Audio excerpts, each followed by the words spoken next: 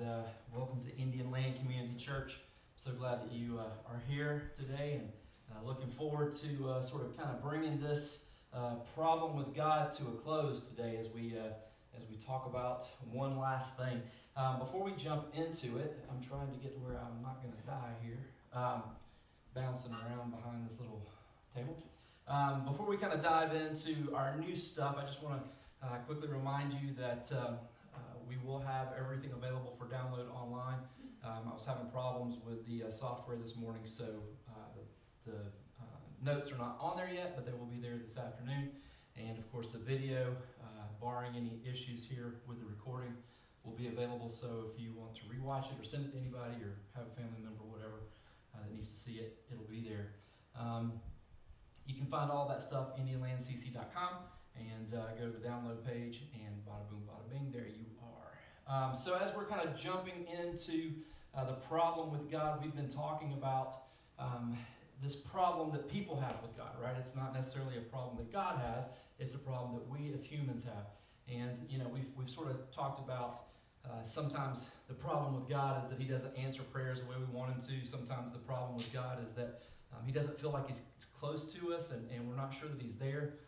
And sometimes the problem with God is we just don't think He exists, right?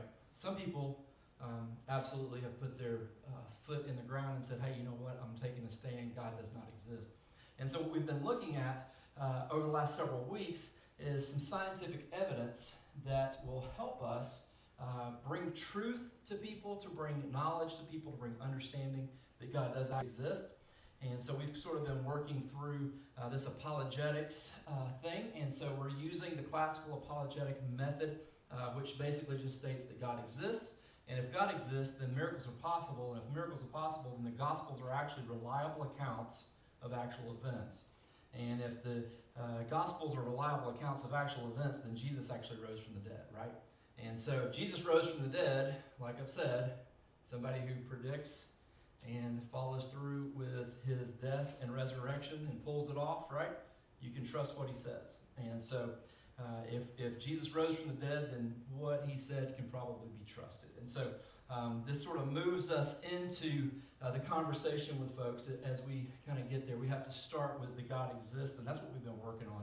And so throughout this, it's not just been an apologetics series so that we can be better evangelists out there in the world. It's not so that we could have a better grasp of science. It's actually been to help us with our ABCs, our faithfulness in everything that we believe. And so hopefully we've answered some doubts, because we all have them, right? Every day we have a doubt of whether God is listening, whether He's there with us.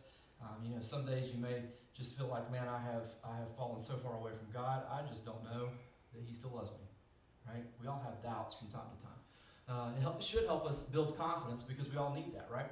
If we're going to engage with people in conversation about why Jesus is the way, the truth, and the life, then we need to be confident in what we're sharing with them and what we believe. And so hopefully through this series, we've been able to build our confidence so that we can pass that along to others. And then the final thing is, hopefully this is changing lives, because that's what the truth of the gospel of Jesus does, right? It changes lives. Those of you who are believers, it has transformed you from the inside out. It has made your life different. Doesn't necessarily mean that you don't have struggles. It just means that when you're in the middle of a struggle, you have hope. You have hope, you have joy, you have peace. Even though chaos and craziness is all around you, Jesus changes lives. And so hopefully He is changing you. And then as you share the gospel and expose Christ to those who are non-believers and they accept Him, then He will change their lives as well. Amen. And so we found out a few things through the course of this series. We learned about truth, that it exists, that it's knowable, that it's absolute, that it's discovered, it's not invented. What's true for you is true for me, is true for somebody in China, is true for somebody in Australia. If it's true today, it'll be true tomorrow and forever, right? The truth doesn't change. It exists, it's knowable, it's absolute, and it is discovered. And then we looked at the cosmological argument, which basically this argument broke down the truth or the lie of an eternal universe, right? And so atheists claim that the universe is eternal. And so we showed through the cosmological argument, using the surge, right, that there is actually a beginning to the universe. And so if the universe has a beginning, then it had to have a beginner, right? It had to have somebody who started it. If it starts, then it had to have something that caused it to start. And then we got into the teleological argument, and we saw that the universe is actually fine-tuned to support life.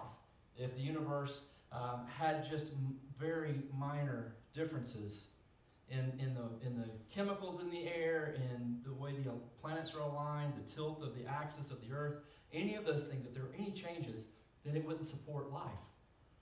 But the way it exists is fine-tuned to support life.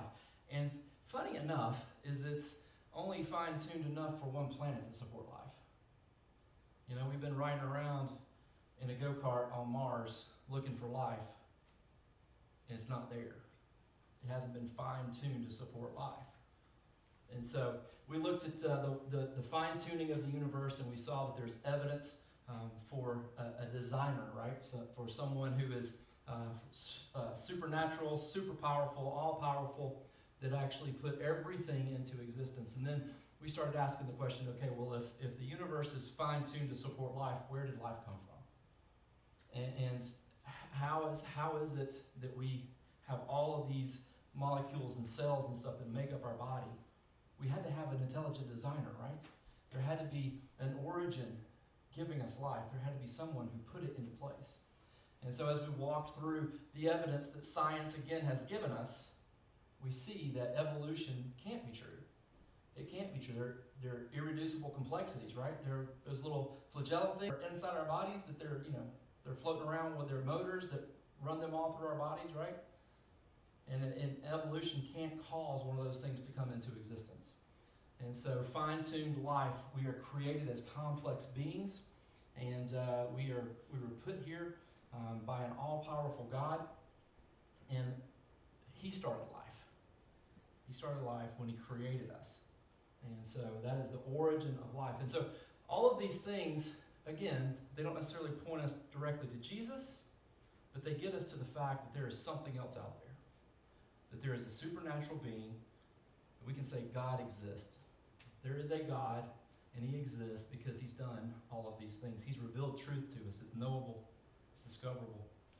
Anyway, so today we're going to be digging in on our last thing, and today's topic is the moral argument. The moral argument. And today, I don't know if this is going to be easier or harder for us to navigate through, because this isn't a scientific thing. There is no scientific data set that points to morality. There's nothing. There's not a chemical makeup that shows morality. There's not a theorem. There's not an equation that will, if you plug all the numbers in properly, will give us morality. It just doesn't work that way. So this is a philosophical debate, or conversation, I should say. There's things that we're going to kind of look at and think about today that might stretch us a little bit. Some things that, as we kind of engage people who don't believe that God exists, they may have some arguments that we'll look at today, and hopefully this will equip us to engage in some of those conversations. But the moral argument. So basically, what we're saying is that morality exists, and if morality exists, then there has to be someone who put it into existence, right? If there is a standard by which we're supposed to live, who set the standard? And so that's what we're kind of going to be arguing today, is who set that standard, what is the standard, who set it? And of course, as Christians, we believe that God set the standard, right?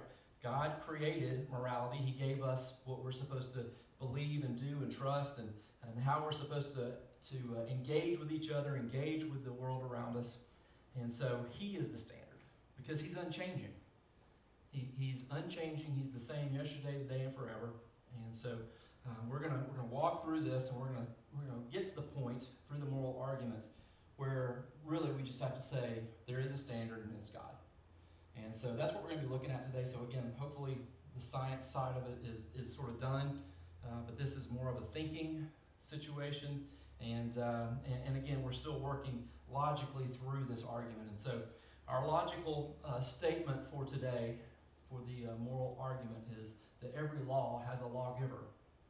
There is a moral law, and therefore there is a moral lawgiver. And we've every one of our arguments that we've had, we've put them into this logical statement, right?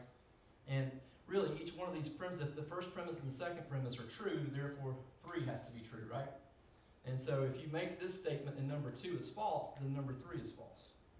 If number 1 is false, then number 2 and number 3 can be questionable, right?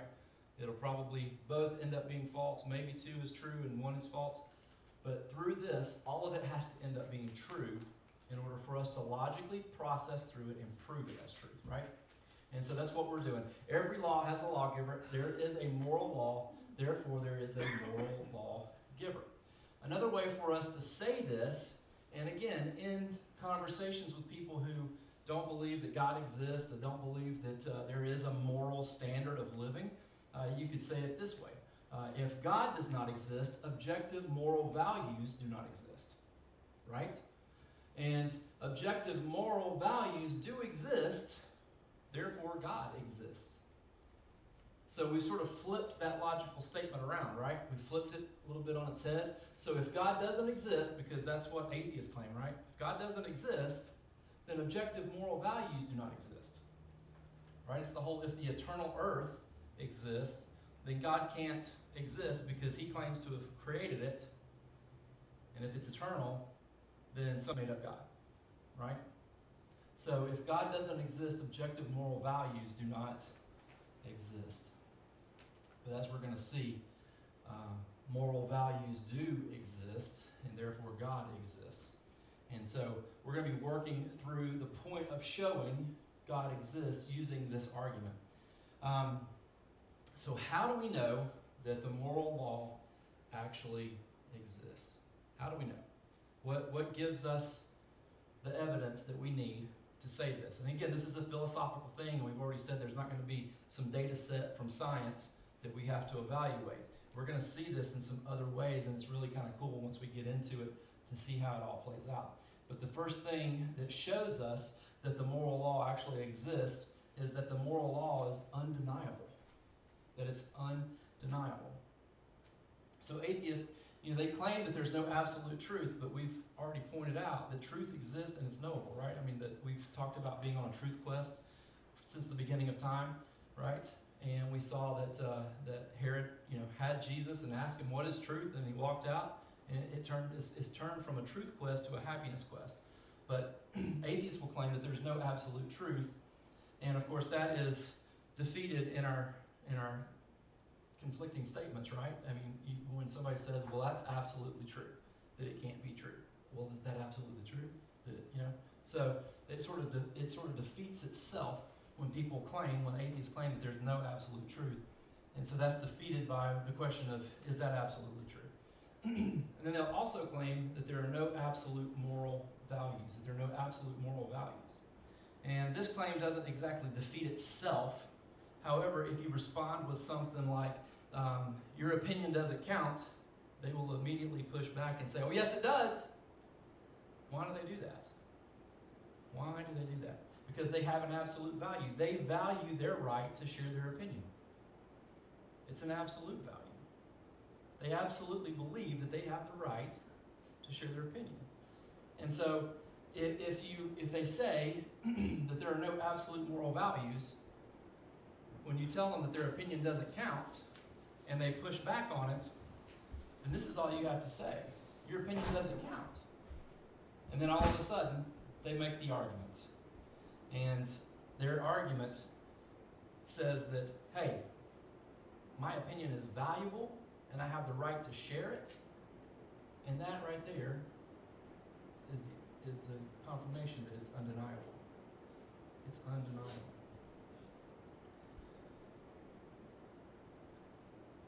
Let's see.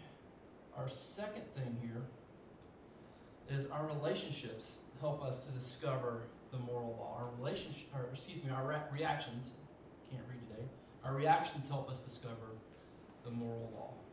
So I want to share a quick story with you to sort of show this,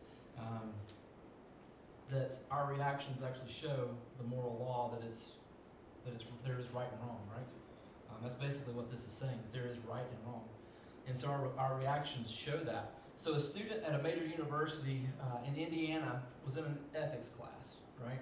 And so ethics is the same thing as morality, right? It sort of it spurs you on to good intentions, good decision making, all that fun stuff.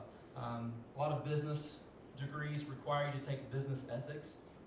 So you have the ability to determine whether stealing from the company is ethically right or ethically wrong. And so, anyway, so here's this guy. He's in his ethics class, and his professor says, "Okay, look, you got to write a paper for me. It's got to be 20 pages. You have to have all the proper documentation, do all your footnotes, all that fun stuff. You can pick any topic that you want, but it has to do with ethics. It has to do with morality." And so this student, he gets the due date, he understands the project, and he decides that he's going to write on moral relativism. Now, moral relativism, you remember we had relativism in terms of truth, right? What's true for you doesn't necessarily have to be true for me, and we proved that was wrong, right? And so moral relativism is basically the same thing, which means that what is relatively moral for you is not necessarily moral for me. It's just my choice versus your choice, my opinion versus your opinion. And so he says that all morals are relative, and that there's no absolute standard of justice or rightness, and it's all just a matter of opinion. And he writes this paper, and he goes through, and he makes this argument that using chocolate and vanilla, right? And he gets his research together to prove his point, and blah, blah, blah, blah, and he turns this thing in saying, okay, it's just a matter of opinion. There is no absolute moral standard that's out there. I like chocolate, you like vanilla, and therefore that disproves that there are absolute morals that exist. So he puts his paper together, he gets everything pulled together nice and neat. He makes sure he's got all of his punctuation right, he's got all of his footnotes documented properly, puts it into a blue folder, and he actually turned it in early, right? So the professor gets it, he looks at it, he reads through it, he sees that this guy's making the case for moral relativism, and he looks at it and he goes, man, this is a blue folder, I don't like blue, F. And so he writes F on the cover, and he says, I don't like blue. The next day he goes into class and he gives it to the student, and of course, what do you think? What do you think the student, how is he going to react? How's he going to react? Hey, wait a minute, that's not fair. You're F, blue, you hate blue folders. What does that have to do with anything? He goes up to the professor after class and he starts making his case. Hey, look, this is a great paper. I made all my points. I used the correct research. I did all the documentation. It's exactly within the parameters. Why did you give me an F? Because you hate blue folders. And the professor's like, wait a minute, I've read a lot of papers. I've graded a lot of things. Let me take a look at it. Oh, yeah. You argued that it's just a choice, that it's just opinion, right? Moral relativism, that there is no absolute right or wrong, and you like chocolate, I like vanilla, and therefore it's just an opinion. There's no standard. So I hate blue folders. You get an F. Through that explanation, the professor defeated the thought of moral relativism, right? Because this kid who thought that moral relativism was the truth, all of a sudden realized that he was holding his professor to a standard that he wasn't willing to accept existed. Right? If morals are relative, meaning your opinion is that we can beat children, and my opinion is that we cannot beat children, then they're just opinions. Right? If there's no moral standard, if there's no moral absolute, then it's just your opinion against my opinion. And all of a sudden, this student recognizes that maybe morals are absolute. Our reaction helps us discover the moral law. If you're meeting with someone and they say that moral absolutes don't exist, take their phone and put it in your pocket and walk away. What are they going to do? Hey, wait a minute, that's my phone. That's my phone. You can't have my phone. If morals are relative, I relatively believe that I can just have your phone. There is no absolute right or wrong answer in that, because morals are relative. And relatively thinking, I want your phone. Right?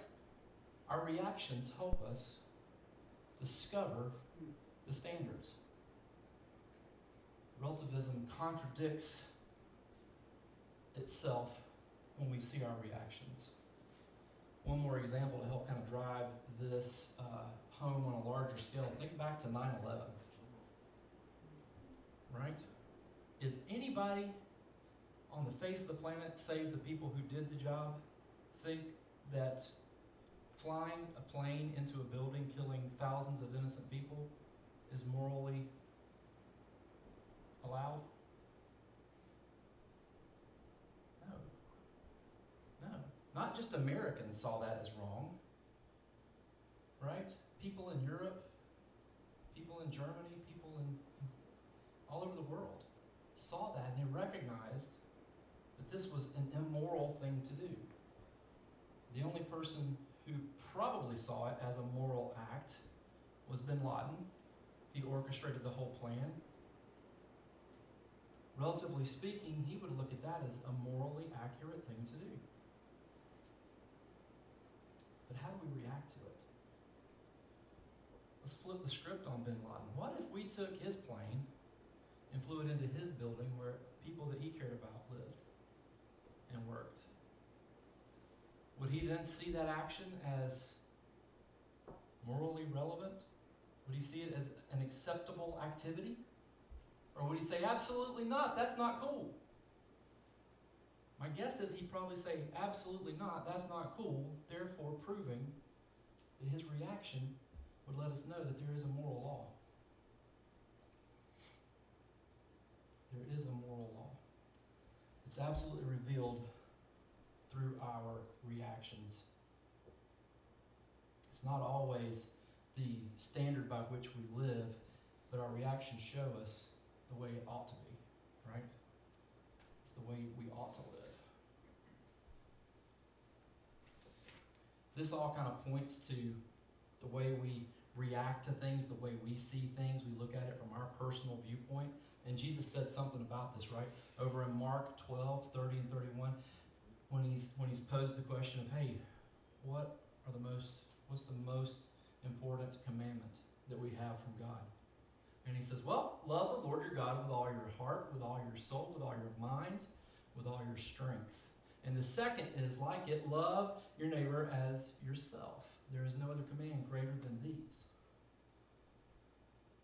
Now, first of all, while we're kind of talking about this whole thing of apologetics and we're using science, that involves your mind, just FYI. So we've been working on loving God with our mind, recognizing Him, that He exists with our mind, using the things that He's given us. Anyway, so here's Jesus saying, love your neighbor as you love yourself. And you see that point number 2 there? Our reactions help us discover the moral law. If we're going to treat somebody the way we want to be treated, we're going to process things through a moral standard, right? I really want your phone. I'm not going to steal your phone because I wouldn't want you to steal my phone. Because stealing's wrong, right? We understand that inherently. And so Jesus says, love your neighbor as you love yourself. He puts it out there. You have been built with a moral code. Use that moral code and treat other people the way that you want to be treated.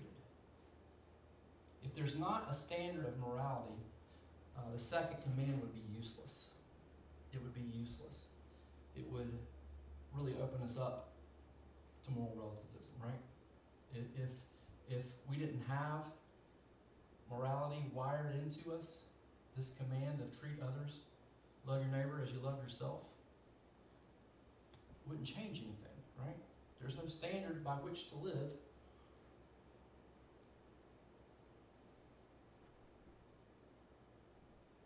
Then we're always going to be bad. Everything's going to be up to each individual one of us, in our opinion. How do we know the moral law exists? Well, without the moral law, there would be no human rights. There would be no human rights without the moral law. Now, this is really interesting because we're going to look at a small piece of the Declaration of Independence. Our founding fathers, there's a lot of statements that are in there, a lot of words that are plugged in that make everybody think that everybody who contributed to the Declaration of Independence was a Christian. There's evidence that they weren't, but some were agnostic, which means that they believe that there's a God, they just didn't think they could know God, right? And so, but they still had this moral code, they still had this moral value locked into who they were. And so they used this. They used this when drafting the Declaration of Independence. And so here's what they wrote. We hold these truths to be self-evident that all men are created equal, that they are endowed by their Creator with certain unalienable rights, that among these are life, liberty, and the pursuit of happiness. So notice that these are self-evident, right? They can be discovered. We find them out. We sort of know what they are. And that they were endowed by what? The Creator.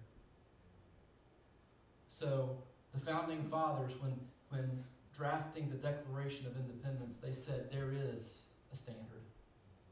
There is an absolute. There is a knowable truth out there that all men are created equal. Human rights exist because we have moral law. If we didn't have morality, we didn't have a moral law, if we didn't have an absolute standard, then human rights wouldn't exist. Wouldn't exist. When the guys drafted this, it wouldn't have really mattered because, they would have just been saying, okay, King George, it is our opinion that we should be free. And King George would be like, nah, it's my opinion that y'all aren't going to be free. Y'all going to still be part of us. It's just a matter of opinion, right? But they set the boundary. And they said, look, there is an absolute here. There is an absolute. And we're going to claim it. I want to point to World War II, right? Again, human rights. If there were no moral law, there would be no human rights. When we get into World War II, why would anybody stand against Hitler? I mean, it's just his opinion against mine that the Jews should not be here.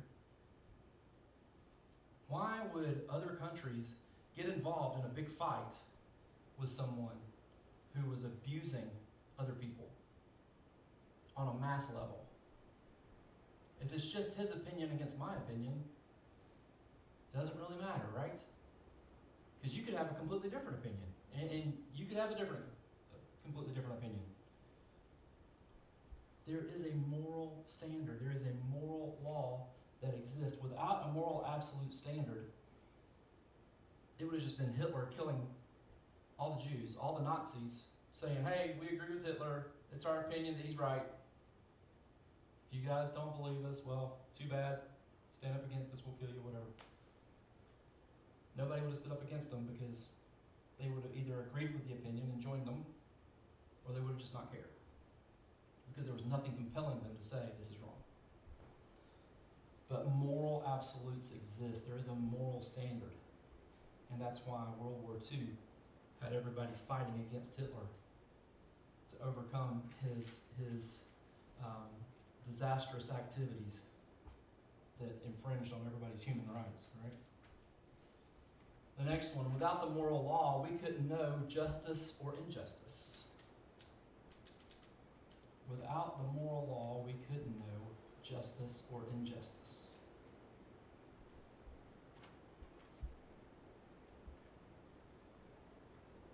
So there has to be a standard for us to recognize if something is just or unjust, right? If you're engaging with someone who's an atheist or a non-believer, and maybe they're not an atheist, but they're a non-believer, they don't believe that God is who we claim that he is and who he says he is, they may throw out this thing of, well, why don't you believe in God? If God exists and he's a God of love, then why does evil exist? Why evil? If God, why evil? Why do bad things happen? The question then becomes, how do we know what is evil? What is bad? If there's no absolute standard, if there's not something to live up to, then how do we know that we're not living up to it?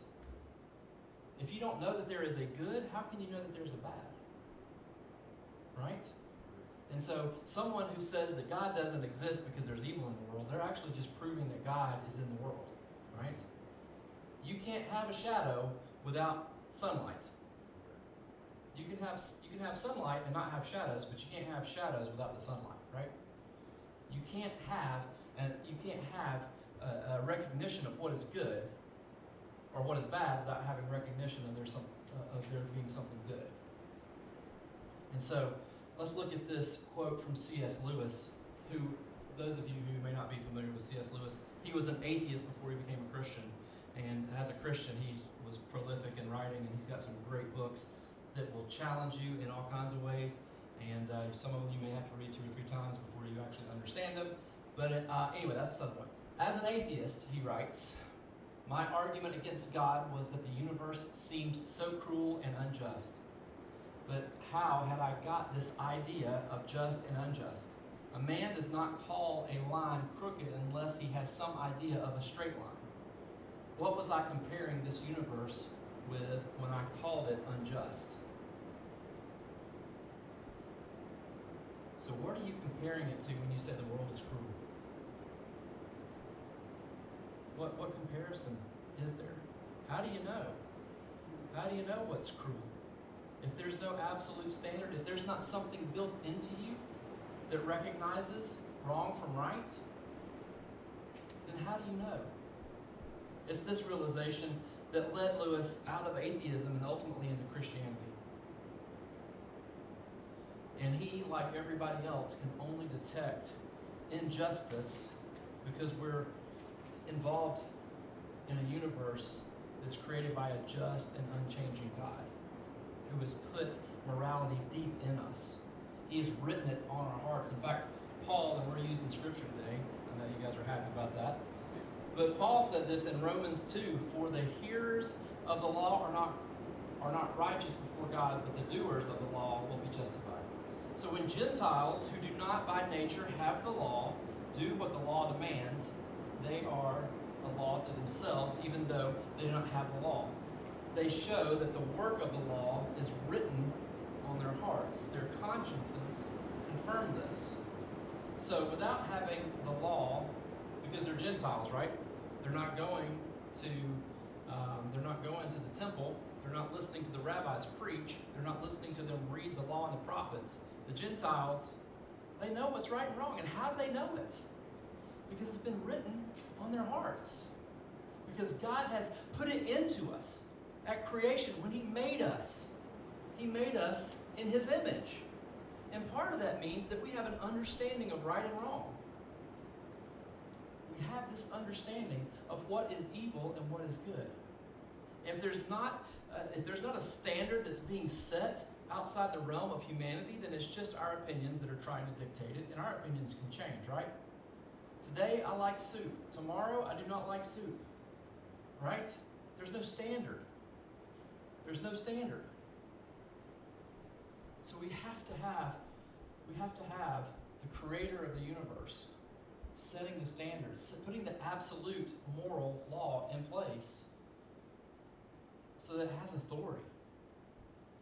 And we see, Paul tells us, the Gentiles who do the right things, they make the right decisions, they know when something's wrong, and they do the right thing. How do they know it? They didn't have the law. How do they know it? Because it's built into them. It's built into our consciousness. So how do we know the moral law exists?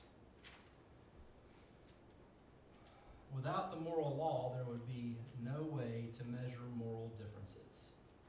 Without the moral law, there would be no way to measure the moral differences. The moral law acts as a yardstick, right? We can look at a couple things, and we do this a lot, right?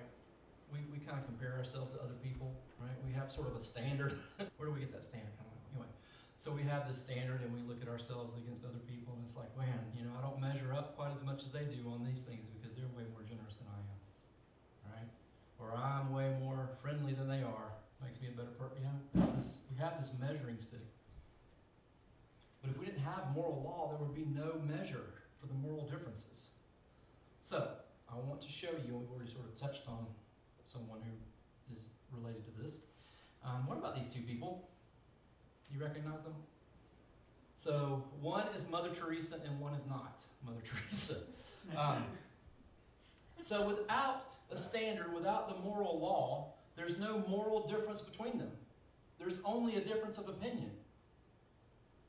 Opinion, I can kill Jews. They're not like me.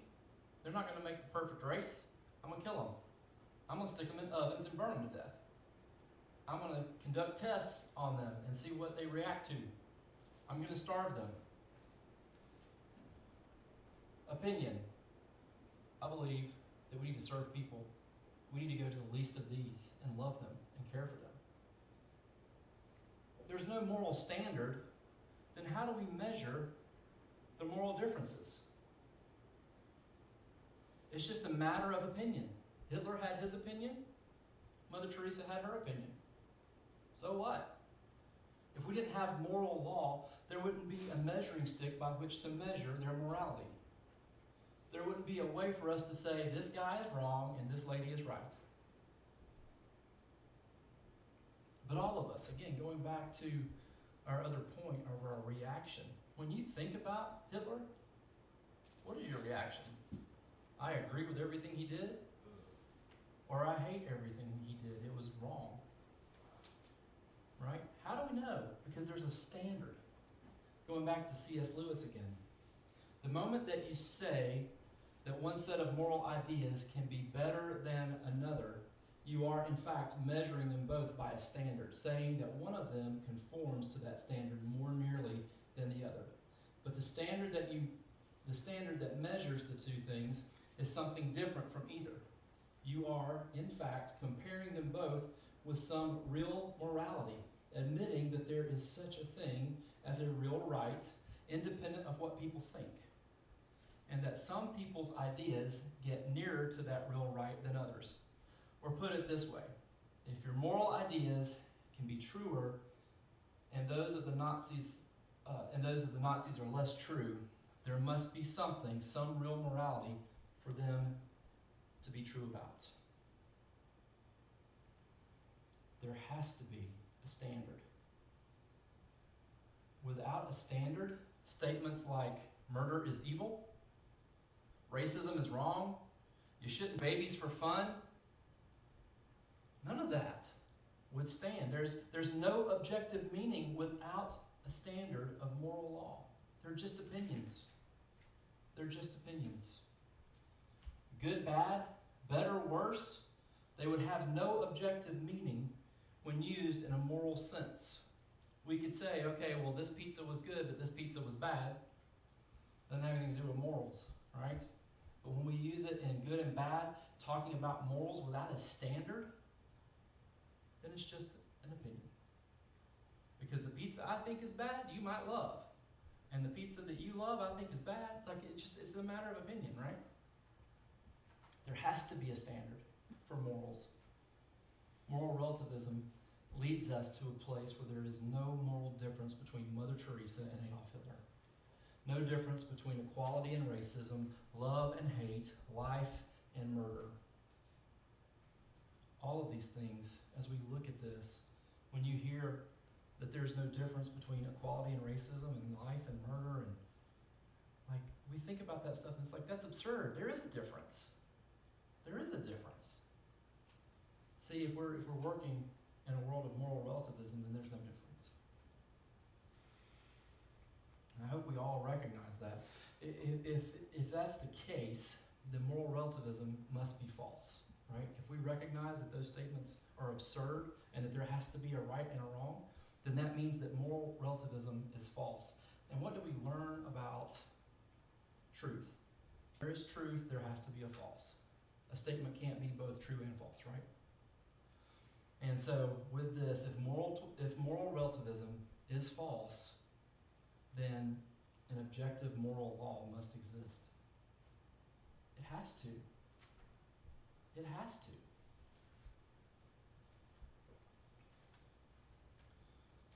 Our last thing, well, one of our last things here on this section.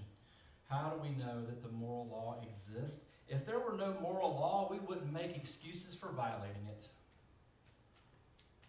If there was no moral law, we wouldn't make excuses for violating it. Many pastors say you don't have to tell sinners that they're sinners, right? They already know. Why do they know? Because they feel shame. Because they know. They know what's right and wrong, right? We experience guilt. We experience shame. So when it comes to right and wrong, when we start making excuses for violating moral law, why are we making excuses? Because we've been found out, right? You're cheating on your spouse, and you're sneaking around doing it. Why wouldn't you just do that in the open? There's no right or wrong. Do whatever you feel like doing. You're stealing from your company. There's no right or wrong. Don't worry about it. When you get found out, what happens? You start making excuses. Well, see, what happened was, I just happened to be walking by her desk and I tripped and fell on her face. And we kissed. And then we happened to be walking by a hotel room. Right? Doesn't work. Doesn't work. We start making excuses because we realize that there's a standard. There's a moral law. We start making excuses. Why make an excuse if there's nothing to excuse? If there's no standard by which to live, why would you start making excuses when you're not living up to it? I mean, it just sort of doesn't make any sense to me. We start making excuses when we recognize that we've slipped up and we've broken a law, when we've done something wrong, right? There's a standard. We all know what the standard is. There is a raft in the ocean. It only holds 4 people, but there are 5 people drowned. Does that prove moral relativism? No. It just means that there's a tough choice that has to be made, and you've got to figure out how you can do your best to save all 5. Right? You see them. Do you drive your boat over and help them out? Or do you say, I'm not getting involved? There is a standard. There is a right answer. And when we don't make the cut and we recognize it, we start making excuses for it. We start excusing it. Why would we excuse it if there is no standard? How do we know moral law exists? Because it's been revealed to us. There are 2 types of revelation that we need to know about. The first is general revelation. General revelation. This is God has put it in our conscience. When it comes to moral law, we're talking about God has put it in our conscience. He has generally revealed it to us because of the way He created us. When we've been talking about science, proving that God exists, general revelation, we can look at the created universe and we can see that there's something big at play here, right? There's something big working that is putting it all together. That is general revelation. We can see what God has done. We can see His activity. That is general revelation. Specific revelation. Specific revelation is Jesus. God sent Jesus and gave us Scripture to reveal it. Right? Specifically, He sent Jesus, and Jesus specifically said, what? I am the way, the truth, and the life. No one comes to the Father except for through me. God is love. If you don't have love, then you don't know God. Right? He gave us specifics. Jesus gave us specific information. And He gave us the Scriptures. Right? The law and the prophets. God gave those to us. It was a specific revelation with the prophets. He came to them and He gave them a specific message and told them to write it down. God has revealed to us that moral law exists both generally and specifically. And these are the 2 types of revelation when we get into how God has revealed things, general and specific. These things, you see it, you understand it. There's the stuff that He's made known through His creation. There's specific stuff that He said that He's done. So in the Scriptures, what else do we have? We have the 10 Commandments. Now, there are 10 of 633 laws that the Jews had to worry about. But if you look at those 10 commandments and you compare that against what Jesus said in the New Testament, Jesus simple 10, right? The first few tell you how to exchange and interact with God, right? You'll have no other gods before me. Don't take my name in vain. Don't say, oh my God. Don't use his name with profanity stuck on the front or back end of it. Same is true with Jesus, unless you know somebody whose name is Jesus, not Jesus. Or you're praying and you're saying, hey, Jesus, anyway, you get it. But Jesus gave us this summed up in 2 commands, right? The first few of the 10 commandments are how to engage with God, and then the last few are how to engage with people. And so what do you say? First of all, love God with everything that is in you.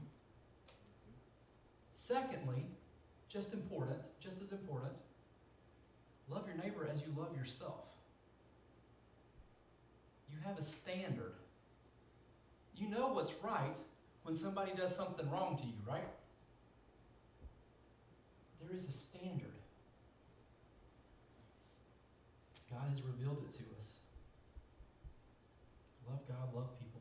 So over the course of this series, hopefully what you guys have really taken away from all this, and if you want to take some pictures of this or you want to jot some of this stuff down, whatever, we'll talk about it a little bit tonight. But through the cosmological argument, we saw that there's a beginning. There's a God that exists that is immaterial, timeless, and spaceless. That God is extremely powerful. He created out of nothing, right? Everything that we create, everything that we build, we have it because it already exists. God created something out of nothing. He created out of nothing. Teleological, this was the design thing, right? The finely tuned, intelligent design. God is extremely intelligent. God has a purpose with his design. He didn't just create the universe to create the universe. He didn't put Earth here just because he wanted some blue and green planet to look at, right? He made it with a purpose. And then morality. It's absolute. It's absolutely perfect. And it points to a personal God. See, if God isn't personal, then he wouldn't know how to give us morals that were for our good. If he wasn't personal, we wouldn't understand what morality is all about. And all of this points to the existence of God. And most of it we've done without using the Bible. Right? We've discovered truth. We see what science has pointed to. We see what is revealed in our reactions, in the way that we engage the world, the people around us. And what happened? It all just happened to line up to the Bible. Right? God exists. Miracles are possible. Everything he created ended up being true, and we can find it in this book. It's supported. Science didn't debunk this. Science supports it. God exists. Miracles are possible. That's how we have this book. Because miraculously, he brought it all together. And that's what we're going to dig into in our next series is miracles are possible. But hopefully, as we walk through all of this stuff, you guys recognize that God exists. Hopefully you've obtained some new resources to help you engage in conversations that might be a little bit difficult. Even with the new information, they're going to be difficult, right? Because some people, they've already made up their mind. They have emotional issues. They're angry at God. They don't want to believe in God because they believe that God is not a God of love. And something's happened in their life that has made them angry. Either a Christian happened to them or something terrible in their life. They lost a parent, a grandparent, a child. Something has happened. And they've had a negative emotional exchange. But hopefully through all of this, you've seen that there is evidence that the God of the Bible exists. And you can engage with people in this conversation. If you're here today or if you're watching online and you don't have a relationship with God, you don't have a relationship with Jesus, I want to invite you today to make that decision. If you just confess that, God, I know you exist. I know you're real. I know that your son came to live on earth and to point us to you, and he laid down his life and he rose again on 3 days later to make it possible for us to have a new life. And I just want you to be my Lord. I want you to be the king of my life. If you just pray that and you say that, then right now Jesus will accept you as his child and he will save your life for all eternity. And if you do that, I want you to let me know. I want to celebrate with you. Just drop me an email if you're online, just shannon@indianlandcc.com. For the rest of us who are already in a relationship with Jesus, I want us to kind of focus for a few minutes and pray. And I want us to reflect the people that are in our lives, those who are close to us but we know that are far from God, the people who are close to us, where we live, work, and play, where we buy groceries, where we work out, where we go and just hang out, play golf, do whatever it is that we do in our spare time. When you're walking around the circle in your community, think about those people. Think about the ones that God is putting in your life that are close to you, that you can have a conversation with, that you can engage with, and just let them know that God exists and that he loves them. Father God, we love you. We thank you that we have this time, Lord, to see the truth that is revealed to us through your creation, the truth that you have put inside of us, that you know, that we know how to live and how to engage the world because of the way you've made us. And God, just right now, I pray that we would be sensitive to your leading and your direction, and God, that we would be aware of those who are around us, who are close to us, but far from you. And Lord, just help us to engage in conversations using this information that you have given us over the last several weeks, God, to engage in making a reasonable case for the joy and the hope that we have in you. God, I just pray that for those who are in this room who don't know you, Lord, for the ones who are watching online that don't know you, God, I just pray that you would right now just pour your Spirit out on them and reveal yourself to them and get them into a relationship with you. God, I just pray that as we engage the world, that you would work in us and through us. Help us to be good ambassadors for you. We pray all these things in the name of Jesus. Amen. All right, guys, thank you so much. Appreciate your attention. And we will do some basic cleanup, and then we're out of here. Y'all stay safe.